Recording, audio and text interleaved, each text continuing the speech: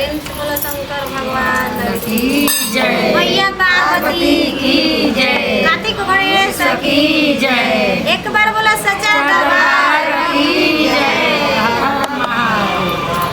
देखिए खाली भगवान के भजने गइला से ना हो जाई के भक्ति जय जय। हां एक के दिल से मनबू तब ना। हां एक बहिन देखी बहिना को कैसे कहताड़ी चितावा पजर बुला